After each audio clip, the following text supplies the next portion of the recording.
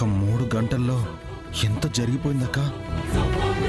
బాబాయ్ గారి ఇంటికి రాగానే అందరితో ప్రేమగా మాట్లాడడం చూసి మావయ్య గారికి మంచి కంపెనీ దొరికింది.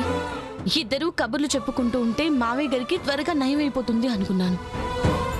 పాపారాయుడు మావయ్య ముందు నుంచి ఇంతే జగదాత్రి. ఆవేశపడి ఆ తర్వాత ఆలోచిస్తారు. బాబాయ్ శ్రీవల్లి గురించి నిజం చెప్పకుండా ఉంటే సరిపోయేది.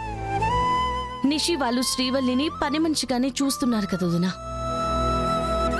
ఎంతైనా ఈ ఇంటి ఆడపిల్ల అని అవమానాలు పడ్డం చూడలేక మావయ్య గారు శ్రీవల్లి గురించి నిజం చెప్పినట్టున్నారు.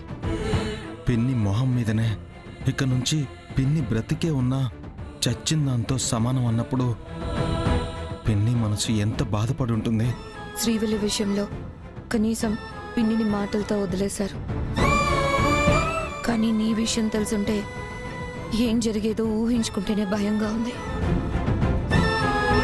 మిమ్మల్ని నిషిక అక్క బావ అనుకున్నారు కాబట్టి అనుమానపడలేదు. కానీ నీకు ఈ ఇంటికి ఉన్న సంబంధం తెలిస్తే పక్కతో నిన్ను బ్రతకనిచ్చేవారే కాదు.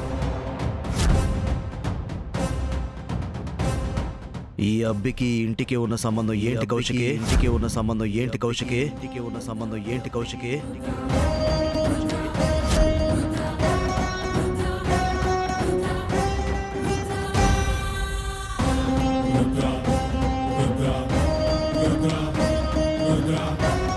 నా సంచేడ మర్చిపోయినా తీసుకుందామని వెనక్కొచ్చుండా.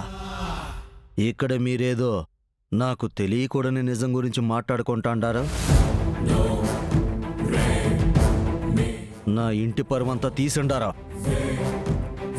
మళ్ళీ ఏం తప్పు చేద్దామనుకుంటాండారా? చెప్పమే, ఈ అబ్బికి ఇంటికి ఉన్న సంబంధం ఏందే? వదిన మీద అలా అరవకండి బాబాయ్ గారు. ఇది మీకు సంబంధించిన విషయం కాదు. ఏందే సంబంధించిన విషయం కాదా? మా ఊర్లో వాళ్ళకే ఈ ఇల్లు ఎవరిదో తెలుసునా అమ్మే?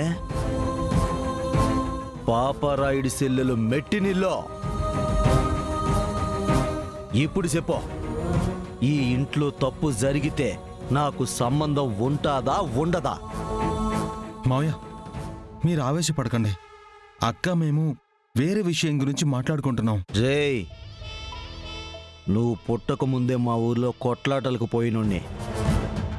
ఊరి నుంచి వచ్చుండాడు, ఏం చెప్పినా వింటాడు అనుకోబాక.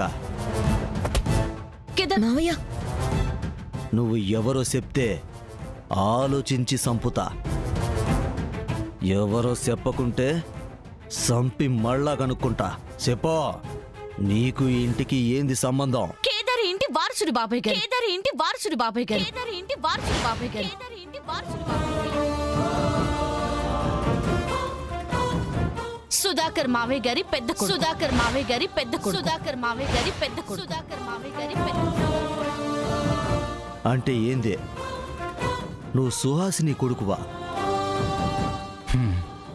రేయ్, నీకెంత ధైర్యం ఉంటే ఇంట్లో చేరతావరా?